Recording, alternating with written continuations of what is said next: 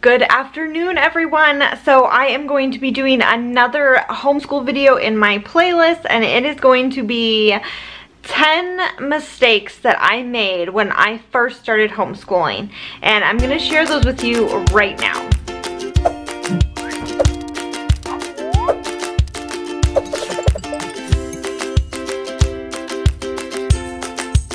So welcome to my homeschool videos. If you are new to my channel, go ahead and hit that subscribe button. There's a link down below. You do not want to miss these homeschool videos because I am sharing a lot of information, and I'll be making videos every so often, and in between we have a ton of family vlogs. So go ahead and follow us if you haven't yet. So this video is going to be all about the 10 mistakes that I made when I first started homeschooling my kids. And some of them might surprise you and some of them might not surprise you, but let's go ahead and jump right into that. So number 10, measuring my success by the standards of others. That is right, you guys. So when I first started homeschooling, I was constantly measuring my success with the standards of other homeschool moms. And yeah, you guessed it. I was comparing myself. I was comparing myself to how they were, constantly questioning myself. Am I doing this right? Am I doing a good enough job? So it was definitely one of the biggest mistakes that I made when I first started homeschooling. I would look at those other moms and think, oh my goodness, they are so organized. And golly, look at their kids. Their kids are amazing. Their kids are so well behaved and they're so smart and they know all this information. Like, how am I going to stand up to that? These moms are obviously incredible. Like, how do I reach that standard of incredible homeschool mom? How do I get that status? So I constantly put myself down for all the little things that would happen, and it just drug me down. It was a huge mistake. So my advice to you is do not measure your success by the standards of what other people think, because every single homeschool family, they are all going to have different standards. You might be above some of their standards and you might be below some of their standards, but you need to stick with what your standards are and not worry about what the rest of the world is doing. Otherwise, you're going to be constantly judging yourself, critiquing yourself, and it's not going to be healthy for you or your kids. Okay, so coming in at number 9, not taking a break when I need to. So I became completely obsessed with getting every single page done in every single book that we were doing for our curriculum. I was not willing to take a break. No matter what, I wanted to push through every page. Every problem needed to be done. Otherwise, I'm probably not going to be that successful.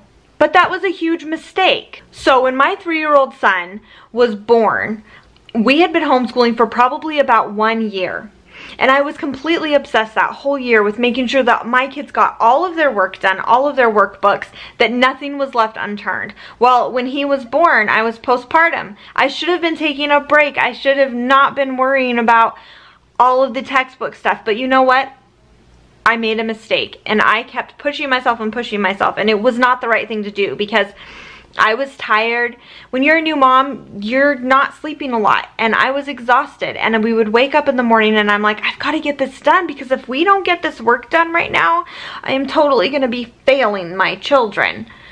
You guys, that is so not true. You will not be failing your kids if you take a break. And in fact, there are so many times in a homeschool family where you absolutely need to take a break from homeschool, and if you don't, you're going to run yourself into the ground, and you're going to end up not being the mom that you think and hope you want to be, because that's exactly where I was. So don't push yourself. Whatever you're doing, if you've just moved, if you've just had a baby, if you have a life event going on, don't push yourself and think that you have to do every problem, every textbook. There are so many other things you can be doing with your kids, and I so wish I would have realized this when we were first homeschooling, because I made these mistakes and it sucked. Okay, so coming in at number 8, I sometimes have forgotten that I'm my children's mother first. So when you become your child's teacher with homeschooling, you can very, very quickly, and generally not on purpose, forget that you're their mother first. So I realized that this was a huge mistake that I was making when my 9-year-old son was struggling with school. And I was pushing him and pushing him and pushing him in all these directions because I so saw and heard that this is how, you know, this is the curriculum that you have to use for your child, and you just need to do it. You just need to push him. I was being his teacher. I was pushing him and trying to get him to do things that it just wasn't working. And so when I slowed down and I thought about it, and I was like, okay, I am his mom first. What does his mom think? What does his mom feel? And when I got in tune with the mom tuition, not the teacher, I realized that some of the stuff that we were doing just wasn't working for him. And so when I switched that around, we had a huge change in progress. So always remember that you are their mom first and their teacher second. Okay, so coming in at number 7, pushing my kids too early. So this kind of goes into comparing myself to other homeschool moms.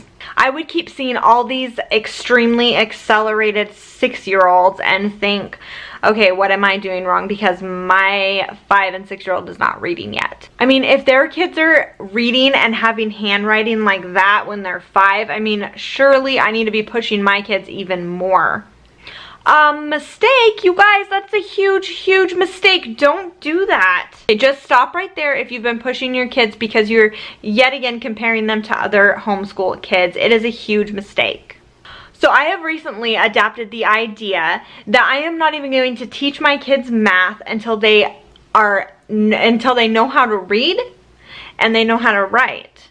So yeah, so my eyes were truly open to this idea. Thank you to my friend Natalie, who has almost 8 children now. And I talked to her recently about what do they do for school? And she's like, we don't even teach our kids math until they can read on their own. And I'm like, what? That is a fantastic idea. Like, what have I been doing? You know, this whole standard like school thing is all, you know, when your kid's 5, they need to be learning all this math. And if they don't know math, then you're probably, you know, not teaching them. But the fact is that kids don't need to know math when they're 5 years old or 6 years old or 7 years old. But instead, if you've watched any of my other homeschool videos, you know that I've been using a series called Life of Fred Math, and I love it, but you read it. That's the curriculum, is reading. So I have decided not to teach my kids any kind of math except for, you know, stuff that we do in real life, of course, until they learn how to read. If you push your kids when they are not ready, they are going to resist you. They're going to resist you and they are not going to learn as well. So definitely do not make my mistake and push your children when they're not ready. So number 6, putting too much confidence into one curriculum. How many hands go up to this mistake? How many of you have put all of your faith and hope into one single curriculum and it not been what you expected? So when we started Classical Conversations, probably about 2 to 3 years ago, I put all of my hope, faith, and everything into this curriculum. And everyone was telling me it's the best thing. And don't get me wrong, I absolutely love Classical Conversations. I do a lot of classical education in our home. However, it took me the longest time to realize that not the entire curriculum is going to work for every single one of my kids. And to not put all of my hopes and dreams into the one curriculum. That is just a mistake, because you are going to find parts of a curriculum here that are going to work super well for some of your kids and super not good for some of your other kids. So go ahead and play around and find what works. You don't need to stick to one curriculum. You can buy a math program from here, a science program from here, whatever it is, but it doesn't have to be all your eggs into one basket. That was a huge mistake that I made, because some of the classical conversation methods just don't work for my kids. So now that I've learned to switch over and use my mommy instinct, we're on such a better road. Number 6, worrying about what other homeschool parents thought about my homeschooling. So I would see tons of moms, and I still do see tons of moms posting on social media their beautiful, perfect mornings, and I would sit there and compare myself to those. Oh my word, look at those beautiful, perfect mornings. Look at the curriculum that they have laid out for their children. So then I would get afraid, like, what if they're judging me? What if they're sitting back thinking, oh my goodness, like, her kid doesn't know this. Are they judging me? What if I'm not doing enough? What if my kids aren't smart enough? Okay, so just stop worrying about all of that right now. Whatever you're thinking about them, they're thinking about somebody else. Everybody is always, even if it's subconsciously, unconsciously, whatever you want to call it, they're still comparing and thinking that about somebody else. So even though their pictures or their homeschool stuff might seem perfect and amazing, they probably are not, and you're not going to be either. So you really just need to focus on what's working for you, your kids, and your family.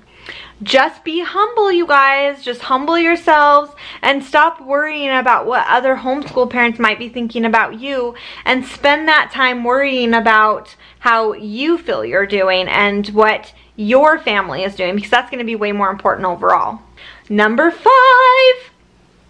Ignoring your child's feedback. So this is a big one, because when you are homeschooling, your children are going to have some feedback for you. And I'm going to talk about my son, who is 11 years old now, and I've kind of talked about him before because he has been more of a challenging student for me. Not wanting to follow along with the traditional guidelines of teaching, he does not like being taught. He likes to explore and do stuff that he's interested in, and it took me a long time to realize that. But we were doing a program called First Language Lessons, which I still do with him on occasion because there are some aspects of it that he enjoys. However, he did not like it, and he would tell me all the time, I don't like this, I don't want to do it. But I would force him and make him do it, and we'd get through lessons. But what was happening on a constant daily basis is he would do the lessons just to simply get through it. He wasn't learning, he wasn't retaining. We would come to a review lesson just like a week after, and he would have no idea what we talked about the week before, simply because he wasn't interested in it. He didn't care about it. He was doing it just to get past the lesson for that day. So definitely listen to your kids, listen to their feedback, and if they're not enjoying something, then it's probably not going to work for them, and you should just switch whatever it is and find out what will work for your child. Sit down and talk to them and have a conversation, because if homeschool is becoming a drag, then you need to switch something. You need to change something. Get some feedback from your kids, because they're the ones doing all the learning. So coming in at number 4, I did not trust my instincts. Now, this is so true, and I think that a lot of first-time homeschool moms will make this mistake. You don't trust your instincts because you're so caught up and worried about what you're supposed to be doing and what other homeschool moms are telling you to do and what you see, you know, on social media and anywhere really about homeschool. And you simply forget to trust your own instincts. I made this mistake many, many times. I would have an instinct and a feeling about, oh gosh, I really should be doing this. Like, this would make more sense for us. But I would go off that track and do something else because it was supposed to be the best. And so I really encourage you parents that if you are not following your instincts with homeschool, definitely stop where you are and follow your instincts, because you are not only your child's teacher, but you are their parent, and you really know what's best for them. What you are going to do is not going to work for other families, and what other families are going to do are not always going to work for you. So definitely follow your instincts. I highly, highly encourage that, and just don't make that mistake. I made that mistake, and it's probably one of the biggest mistakes that I personally made in my beginning journey of homeschool. So number 2, I literally wanted everything to be perfect. Well, when you homeschool, nothing's going to be perfect, and I seriously learned that the hard way. It was a huge mistake that I tried to make everything perfect. I tried to make my schedules perfect. I tried to make my mornings perfect. I tried to make everything that my kids did perfect, because I was setting myself up to this super high standard, and I just couldn't achieve it. Like, when you set yourself so high, it's almost impossible to achieve that. You've got to slow down. You have to slow down. Not everything is going to be perfect. You're going to have a lot of things that really fall into your little, like, perfect little square that you have over here, but it's not going to be very often. And if you set your bar so high with your curriculum or how your kids are doing or how you're doing as a teacher, then you're always going to let yourself down. And I was doing that. I was like, something would go wrong and I would be like, oh, I'm failing. I'm doing something wrong. And you know, and it sucked, you guys. So don't make my mistake. Just don't do it. Just set your bar. you know, kind of achievable. And if you surpass that, then you're going to be so proud of yourself. And that's kind of what I do now. I set my bar here instead of here. It's not super low. It's balanced and medium, and I love that because some days I go, it you know, is below the bar, and sometimes it's above. And so you have to have that balance to really be able to reap all of the benefits of homeschooling, so you're not constantly letting yourself down. Okay, so my number one mistake, and it was really hard for me to pick a number one. However, I really truly think that my number one mistake is going to help a lot of you, because I wish that I would have known that this was a homeschool mistake. I did not give myself enough grace. That's right. I did not give myself enough grace. I keep wanting to repeat that. I really didn't give myself enough grace, you guys. When I got hard on myself, or when I had my bar set way up here and I would let myself down, I would just beat myself up. I would not give myself any grace. I would never tell myself, hello, you just had a baby, or hello, you know, you just moved, or something happened, you know, in your life and family that, you know, you need to give yourself a little bit of grace. Or even like, you know, when your kids wake up and you have one of those bad, ugly days that I've talked about in some of my other vlogs. You just got to give yourself that grace to let it go, or to say, you know what, back off. Like, this is not working today. Today's homeschool day is a mess, and I'm not going to sit here and push my kids, and I'm not going to push myself, because you've got to know your limits, and you've got to give yourself grace to be able to let it go. When I finally started letting myself have a little bit of grace and just giving myself a little bit of slack, my whole like homeschool world changed. You know, I had myself set up on this super high bar for such a long time. I wanted to do what all these other homeschool moms were doing, and I was constantly letting myself down, because with a lot of little kids and then older kids that are learning, you know, a lot more in-depth stuff, I just didn't have enough time, like either in the day, or, you know, something would happen. I'd have a crabby baby that day, or whatever it is. And so I have just like learned that if I can give myself a little grace and realize that, I mean, that's okay. Like, it literally is okay if your day isn't perfect, and just letting it go, it really lifts the spirit of your home. And because I would get uptight, like if you don't give yourself that grace, you kind of get uptight, like something just didn't fall into place.